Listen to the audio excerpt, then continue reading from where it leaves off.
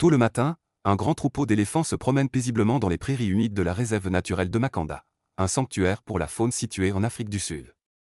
Des gouttes de rosée reposent encore sur l'herbe, scintillant sous les rayons du soleil matinal. L'éléphant alpha mène son troupeau à la recherche d'eau et de nourriture, en direction d'un lac de la réserve. Cette scène paisible se répète chaque jour alors qu'ils avancent lentement à l'ombre des arbres.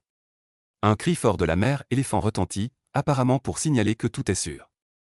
Les éléphantaux joueurs marchent et bougent leur trompe à la recherche d'eau et de nourriture.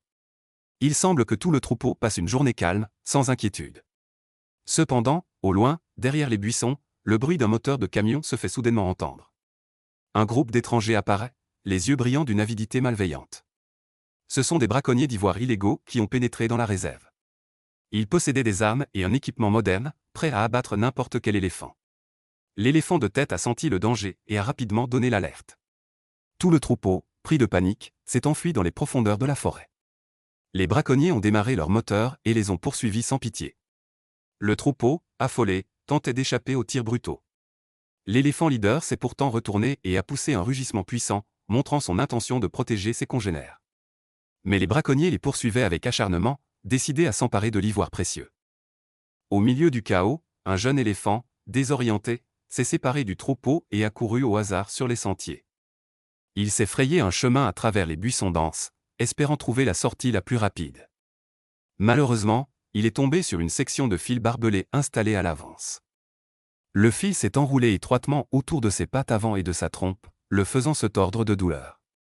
Son cri plaintif résonna dans tout un coin de la réserve. Les autres éléphants l'entendirent et s'arrêtèrent, mais l'arrivée des braconniers les empêcha de faire demi-tour. L'éléphant leader fut contraint de conduire le troupeau plus loin pour sauver la majorité. Pendant ce temps, le jeune éléphant, piégé, n'avait aucun moyen de se libérer. Les braconniers jubilaient, pensant avoir enfin mis la main sur leur butin. Ils s'approchèrent avec des anesthésiants et des outils pour couper l'ivoire. Les gémissements du pauvre éléphant rendaient la scène encore plus tragique. Sa force diminuait peu à peu, affaiblie par la blessure et la peur. Une fois l'ivoire volé, les braconniers se demandaient déjà comment quitter les lieux. Mais à ce moment-là, le bruit d'un autre moteur retentit du côté de la porte de secours.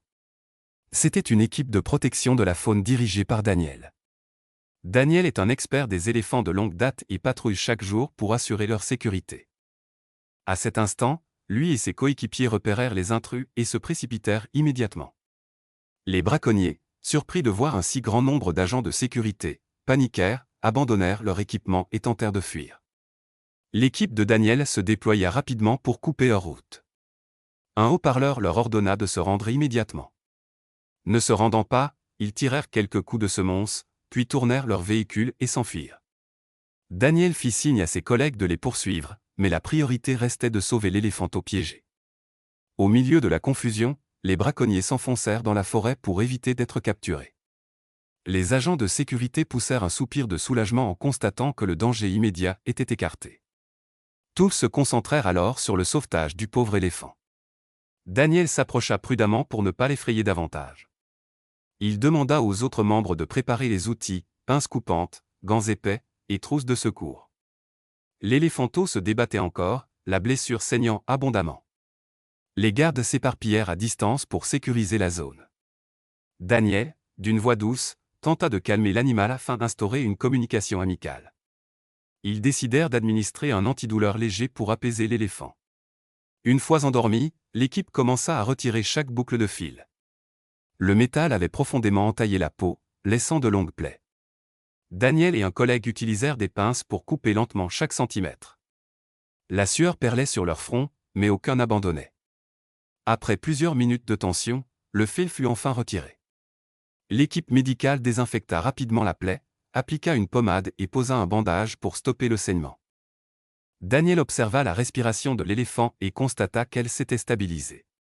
Ses yeux reflétaient à la fois de la tristesse et de la joie en voyant les premiers signes de réussite du sauvetage. Les autres membres de l'équipe soufflèrent de soulagement et poursuivirent les premiers soins. Une fois la situation maîtrisée, Daniel ordonna de retirer les outils dangereux des lieux. L'éléphant, toujours inconscient, bougeait légèrement par moments à cause de la douleur. Au loin, le troupeau d'éléphants se cachait encore, probablement à l'écoute. Les grands éléphants commencèrent à s'approcher, poussant de petits sons inquiets. Les cris de la mère éléphant résonnaient, comme si elle appelait son petit à revenir au troupeau. Daniel fit signe à l'équipe de se retirer pour laisser la mère rejoindre son petit. L'éléphanteau ouvrit lentement les yeux, revenant à lui après l'anesthésie. Sentant la chaleur de ses congénères, il sembla moins apeuré. La mère s'approcha prudemment et toucha doucement son petit avec sa trompe, comme pour s'assurer qu'il allait bien. L'éléphanteau répondit en frottant sa trompe contre celle de sa mère, l'air encore faible mais plein d'espoir. Le personnel de sécurité observait de loin, ému par cette démonstration d'amour maternel. Pour leur laisser de l'espace, Daniel ordonna à son équipe de se retirer jusqu'au camion. L'éléphanteau, encore souffrant, réussit néanmoins à se relever avec l'aide de sa mère. Ses blessures étaient bandées, ce qui réduisait le danger. Le troupeau se regroupa autour de lui, l'entourant de leurs trompes pour le soutenir. Daniel et ses coéquipiers observaient à distance, se demandant s'ils devaient transporter le petit à la clinique vétérinaire. En considérant que la blessure était grave mais non mortelle, ils optèrent pour une solution intermédiaire. Forcer l'éléphanteau à quitter le troupeau aurait pu provoquer une panique et des blessures supplémentaires. Ils décidèrent donc de surveiller la situation pendant quelques heures pour s'assurer que tout allait bien. Ils contactèrent une unité vétérinaire mobile pour préparer une intervention plus poussée si nécessaire. Les éléphants restaient méfiants, mais comprenaient peu à peu que la présence humaine était bienveillante. La voix de la mère éléphant devint moins tendue, elle ne trompeta que de temps en temps pour rassurer les siens. Le ciel avançait vers midi, et le soleil sud-africain brillait de plus en plus. Les gardes protégèrent l'éléphanteau du soleil et surveillèrent sa température. On lui administra des antibiotiques pour prévenir l'infection. Après un certain temps, son état se stabilisa et les saignements cessèrent. Daniel parla avec le vétérinaire et décida de laisser le petit au sein du troupeau, sous surveillance. Les éléphants entourèrent leur petit joyeusement, comme pour célébrer leur victoire sur l'adversité. Leurs cris puissants emplirent toute la réserve de bonheur. L'équipe de Daniel partit discrètement, déterminée à continuer de protéger cette terre magnifique, l'Afrique du Sud, et ses précieux troupeaux d'éléphants. Chers amis, merci d'avoir pris le temps de suivre cette histoire. N'oubliez pas de liker et de vous abonner à la chaîne pour nous soutenir.